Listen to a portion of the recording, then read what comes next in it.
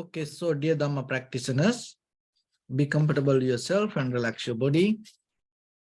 And keep your back straight and neck head straight in one line and your right palm on your left. So gently close your eyes and bring attention to this bell sound. And while you're focusing to the sound, mentally relax your body, relax your mind, and relax your breathing with your thoughts. So do nothing extra. Just follow the sound, please.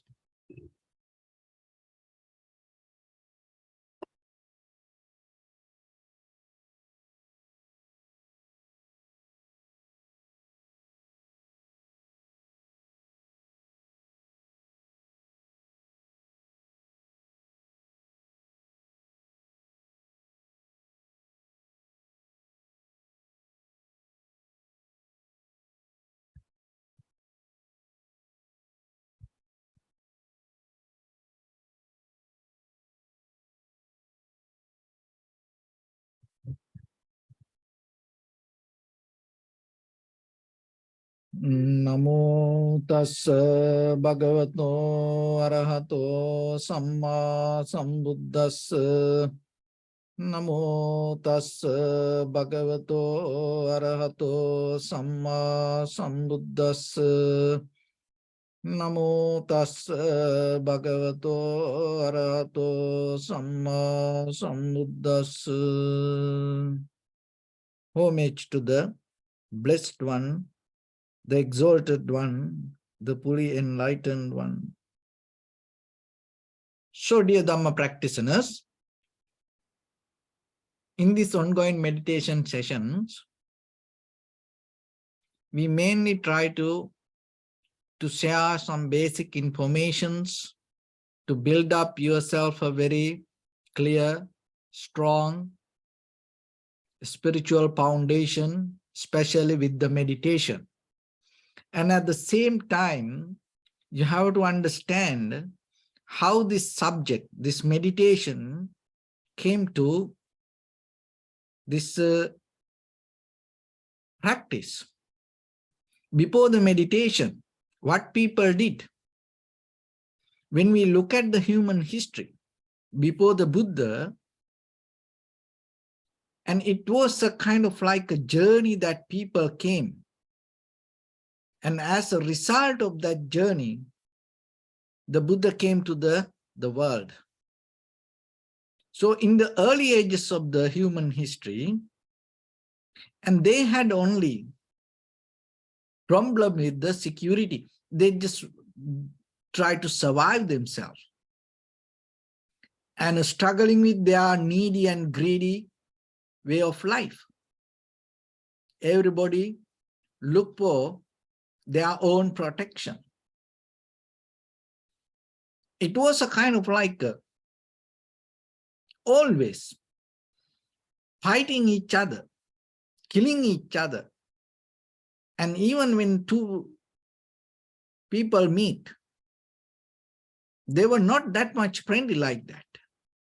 They always used to attack. So then from that point,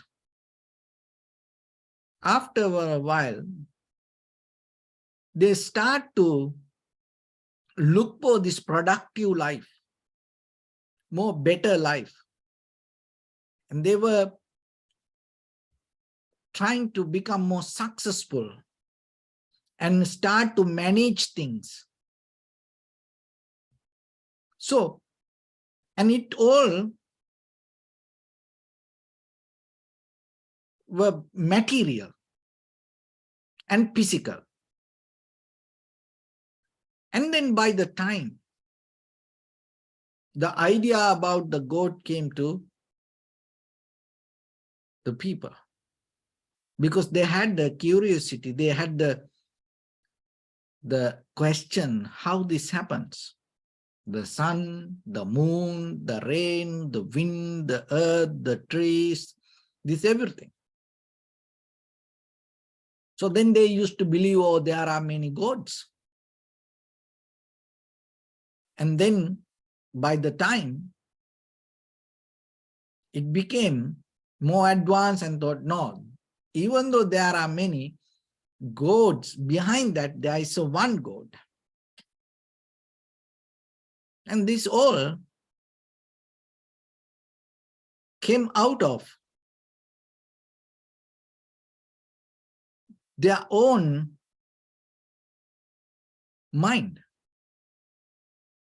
It is not somebody told them. They start to question. They start to look. And as a result of that, they came with that solutions. It's kind of like a bounce back their own mind.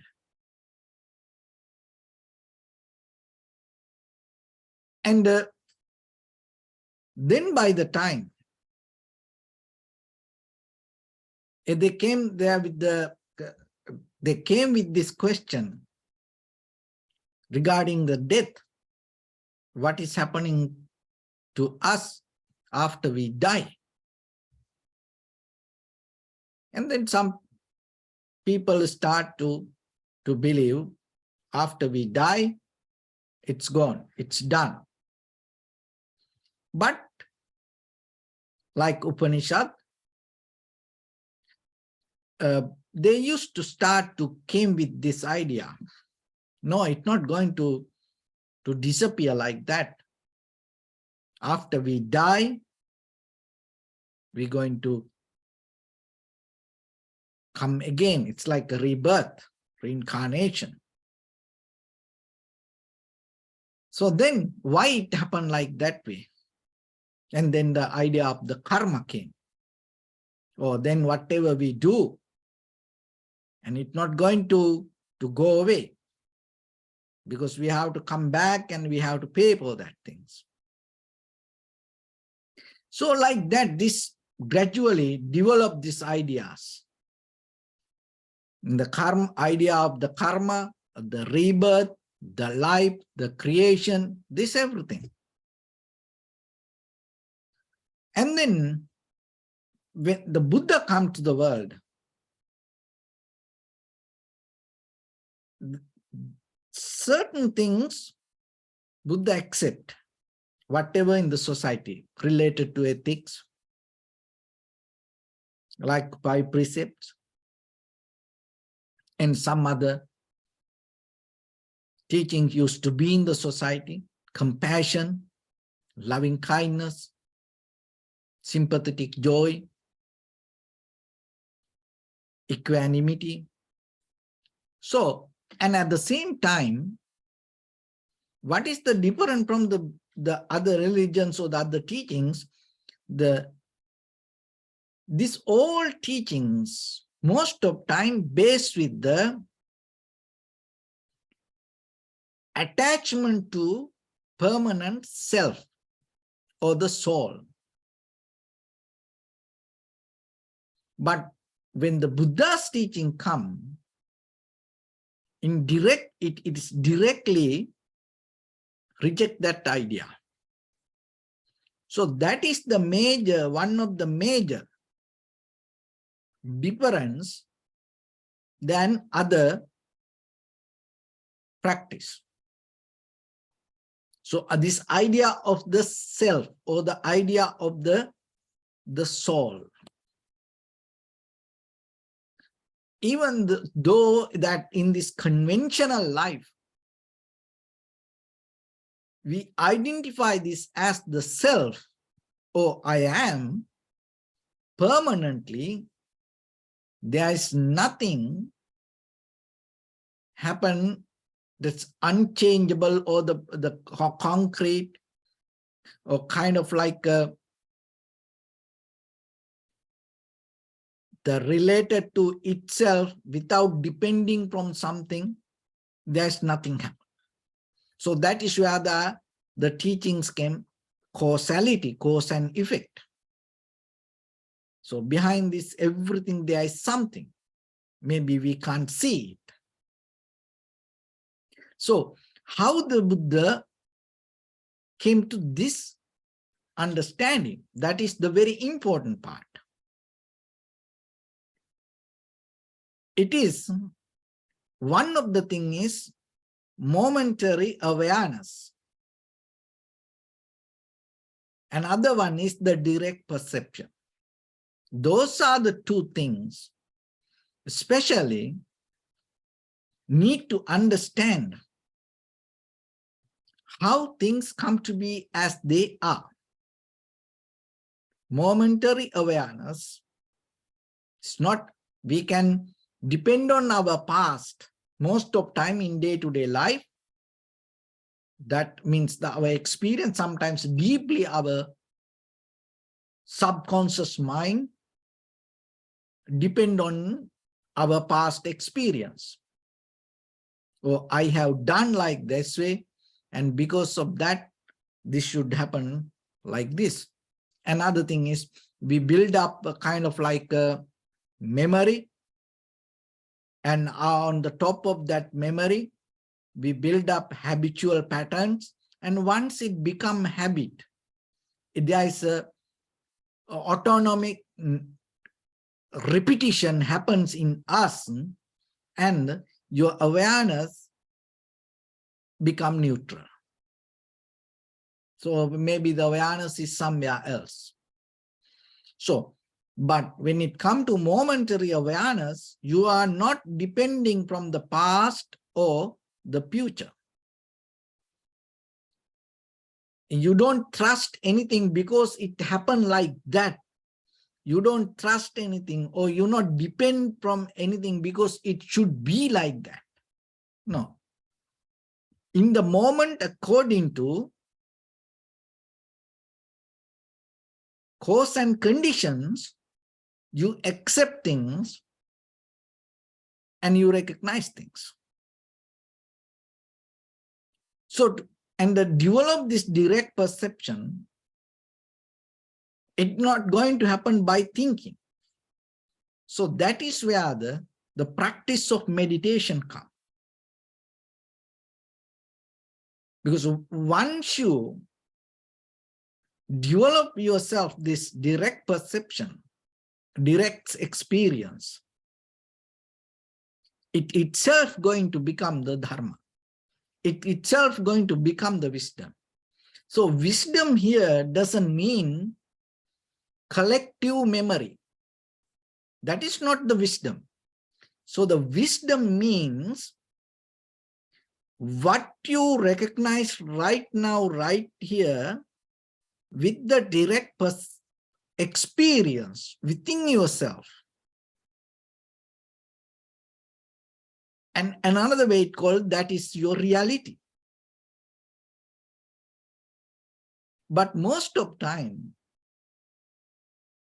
our life, even though practice point of view, we explain like this. And as you know, when it comes to our day-to-day life, it is very difficult for us to come to that point. Why? Because we used to depend on our memory. We used to depend on thoughts. We used to depend on ideas, concept. So that's why another way we need to practice meditation.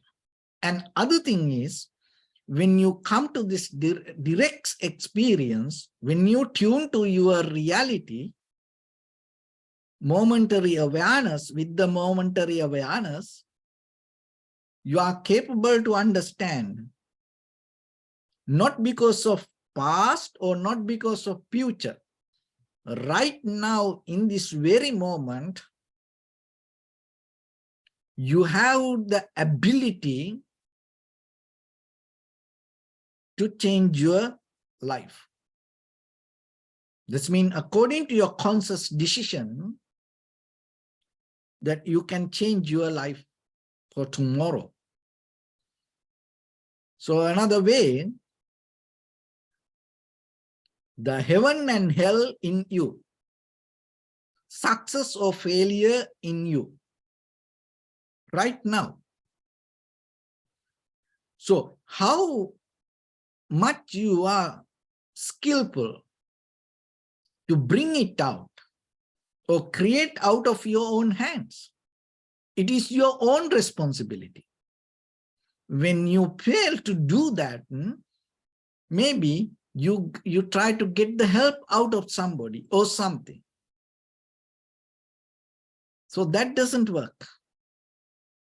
So tap into you, look into yourself, ponder to you and see what you build up in you,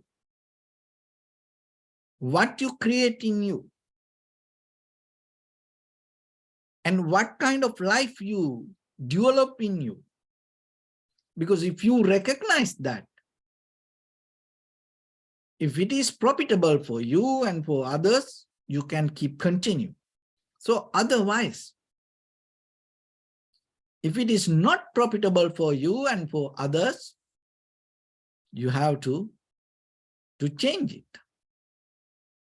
So changing means you can't ask the help from somebody.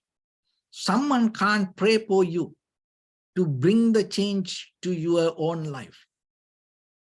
It is just by seeing yourself, you have to take this conscious decision. So it is very easy for us to look outside and analyze. But you have to have a different skill to look into you, because, and as you know, that inside us, this is very invisible behavior we have.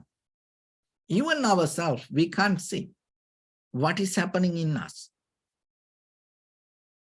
And we develop sometimes, most of time, this invisible disease and negativity unknowingly in us. Anxiety, depression, sadness, worry, disappointment, fear, these all invisible things, but that all come out of the thoughts. And if you look very carefully, you will see that all come based with the same concept used to be before the Buddha. What is that? The idea of self, I am.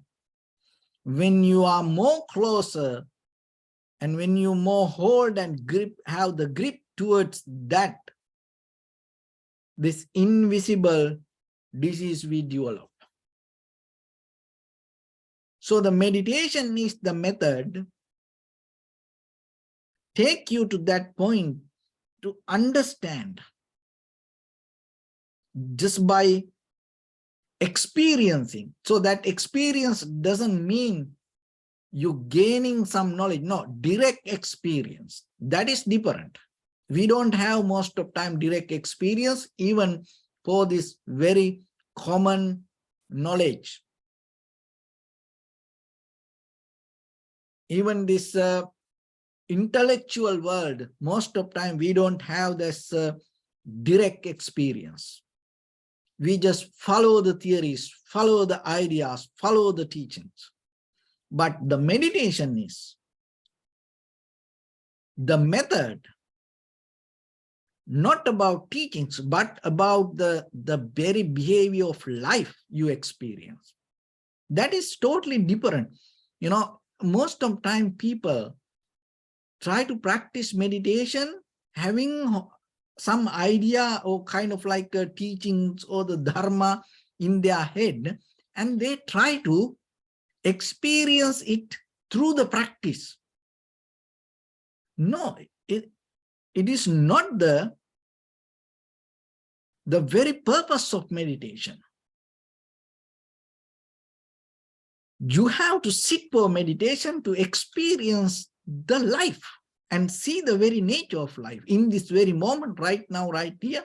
What is happening in you with your body, with the sensation or the feelings, the thoughts. So what is really happening? And ponder it to that. Don't hold it to ideas or the thoughts or the patterns or the teaching and try to reproduce it through you. No. Don't photocopy your thoughts with the practice. Don't do that. You have to be completely neutral and let go all the ideas, thoughts, or the teachings or the patterns, and simply see what is happening within you. What is the meaning of very being? And in that very moment, you will tap into something. That is what you need. Because without that experience, this everything become kind of like just a talk. So getting to that moment of experience is a little bit, not for everyone, little bit different, hard. Why? Because our mind always go here and there, jumping with some things. So that's why you need the primary mental object. And once you settle down with that, and in the beginning, you experience the inhalation, exhalation in front of your nose and your upper lip area. And even with not any kind of thoughts or the idea, you don't have any preconditioned mind. Your awareness is free, and in the moment when it happens, you recognize. So that is what called the momentary awareness. And then within the inner, the sensation, direct experience, in between no translator, mediator. Because you are the one who experiencing. It's not, it used to be or it will happen like that. It's not kind of like that in this very moment. So once it experience, and let go it, don't go behind it. And then moment by moment, be with that. Momentary awareness, direct experience. So remember that both and be with that. That is your limit. And again and again, sharp it. Make it more clear. Make it more stronger. Make it stronger, your momentary awareness. Make it stronger, your direct experience.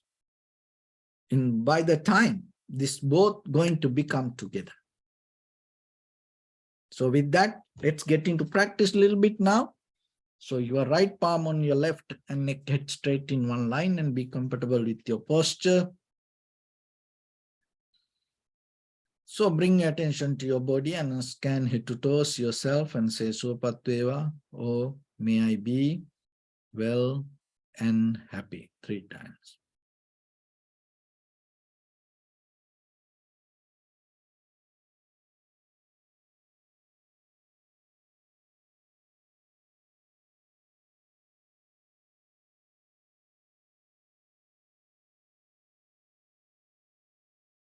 Take a moment and think. We gathered here in this moment to practice this ancient meditation technique. All the Buddhas, all the enlightened masters followed this path and achieved wisdom. So we also gathered here to accumulate that knowledge. In this moment with this sitting, may my body become more comfortable, may my breath be more smooth, may no difficulties come to me, may all the success come to me. Also think for a moment, this is the last moment we're spending in this very lifetime, and detach your mind from all your past memories and as well as any kind of future thoughts. Just try to remain in the present moment, observing the sensation of your inhalations and exhalations. So in the beginning, deeply and gently, breathe in, breathe out 3 times and find the sensation, please.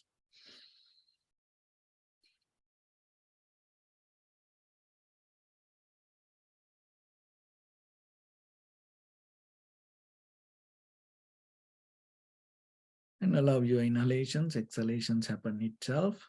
When it happens through the sensation, recognize it, do nothing extra.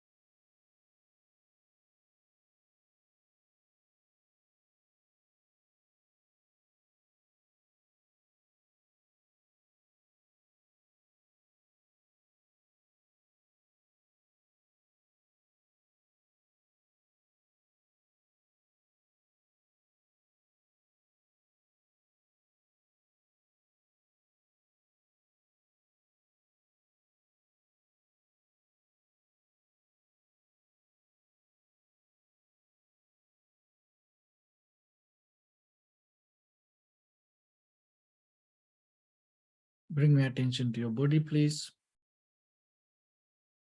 Observe your posture.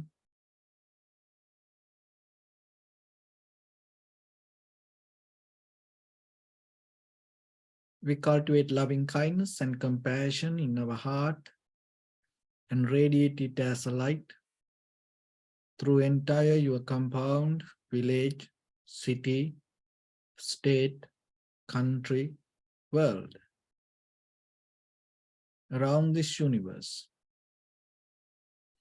Also, as far as you can, through galaxies, other planets, stars. Reminding yourself like this.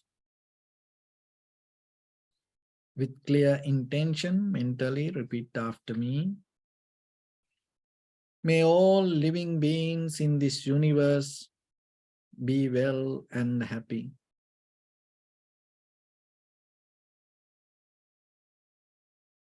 May everyone be happy and safe. And may their hearts be filled with joy. May all living beings live in security and in peace. Beings who are frail or strong, tall or short, big or small, visible or not visible, near or far away.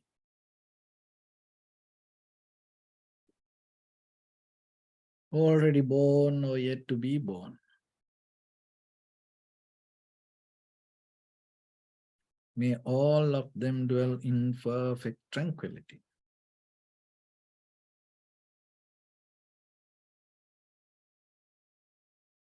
Let no one do harm to anyone. Let no one put the life of anyone in danger.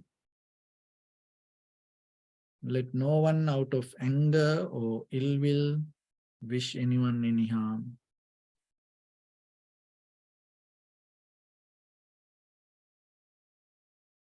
Expand the loving kindness and compassion beginning from your heart.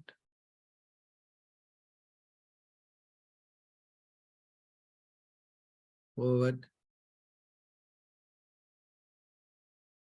Visualize yourself and send it as a light.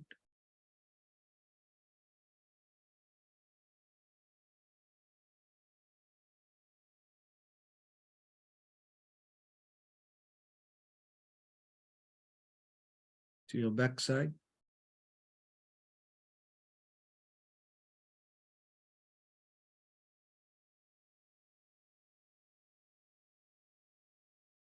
To your left side.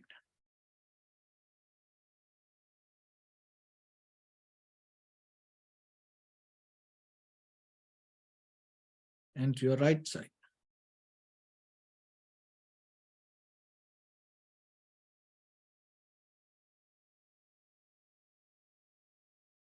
Downward.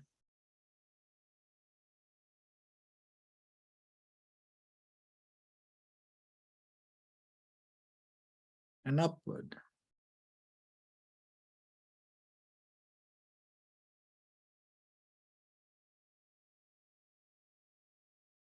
To all 6 directions at once. Like the moon, the sun, spread the light, spread the energy without any condition, without any limitation, without any resistance or without any judgment. Let your heart to shine with the loving kindness and compassion from the bottom of it with the maximum effort to the highest. Wishing yourself, may all living beings in this universe be well and happy.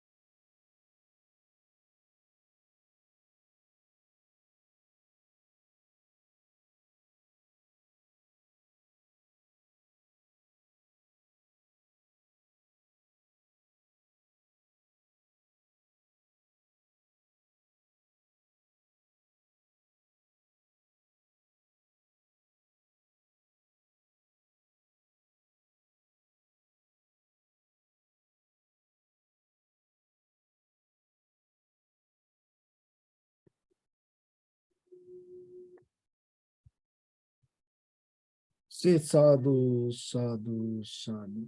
So first of all, we offer this practice to the great qualities of the Buddha, Dhamma and the Sangha. And also by the power of this meritorious deed, may all of us attain to the supreme bliss of Nibbana. May all your guardian angels and deities will receive these merits and increase their longevity and protect all of you from any kind of planetary influences or any ill effects. Ittavata chammi sampadam punya sampadam sabbe deva numodantu sabba sampatti siddhya sabbe bhuta numodantu sabba sampatti siddhya sabbe satta numodantu sabba sampatti siddhya Imaya dhamma nudhamma patipattiya buddham pujemi dhammam pujemi sangham pujemi Addaya imaya patipattiya jati jara vyadi maranam ha paribunjissami idam me punya kammang asavakkaya vahang hotu sabba dukkha pamunchatu. Bless you.